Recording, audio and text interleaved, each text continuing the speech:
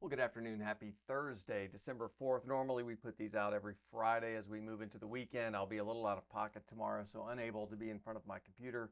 So I figured we'll get it out this week. Certainly missed it last week with the Thanksgiving holiday. Let's catch up a little bit. So, mortgage rates relatively flat, still in decent territory, not the best levels of 2025, but pretty close to the best levels, and certainly worth taking a look if you're in the market to buy or refinance a home. Let's take a live look at the mortgage-backed securities market. We can see we're a little bit off today, but still in pretty good territory. As a reminder, as these mortgage-backed securities trade up in value, interest rates come down. As they trade down in value, interest rates go up. So we're in decent territory here as we move through December the 4th, although we have been a little bit better right before Halloween. And then going back into September, slightly better levels as well, but still really decent territory. What's driving all this? Well, we're kind of back to the good old fundamentals of labor and inflation. If we got jobless claims earlier today, came in at 191,000. This is initial jobless claims, those filing for unemployment for the first time.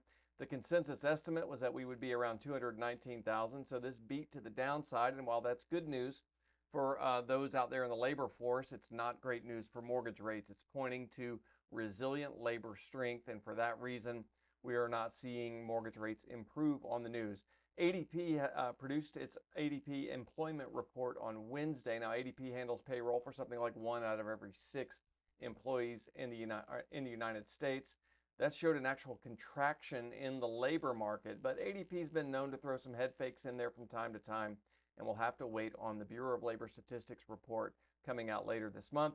Personal consumption expenditures, the Fed's favorite measure of inflation, coming out tomorrow, forecast to be about 2.9% year over year. As a reminder, the Fed's looking for this to be at 2%, and we're just not there.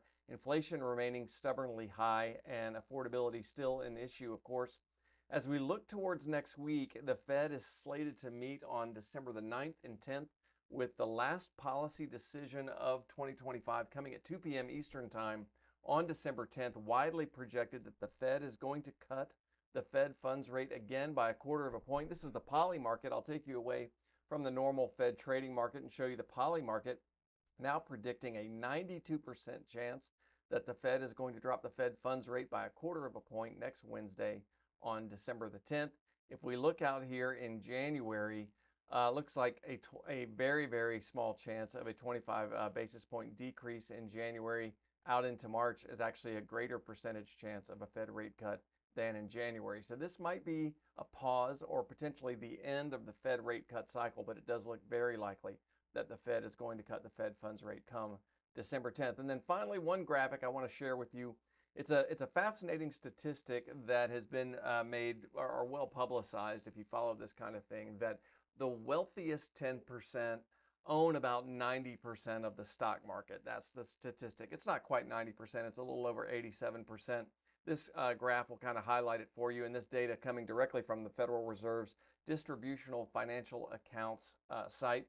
So about 50% of wealth in the stock market comes from the top 1%, another 37% of the wealth in the stock market coming from the next 9%. So between these two, you're looking at over 87% of the wealth in the stock market held in the top 10% of the wealthiest people out there.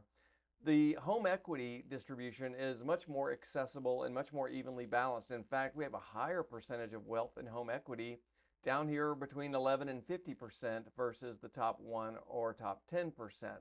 Just reinforcing the notion that most Americans build their wealth not necessarily through the stock market, but through equity in property, right? Yet another reason to consider buying property if you're a first-time home buyer versus delaying that sort of household formation, delaying that wealth building opportunity, as this is the primary way that Americans do build generational wealth over time. It is really for the select few that the stock market remains such a robust opportunity, and it is much more for everyone in the United States, and that's why they call it the American Dream. If I can be of any service to you over Friday and the weekend to come, don't hesitate to reach out. Mark.Milam at highlandmtg.com.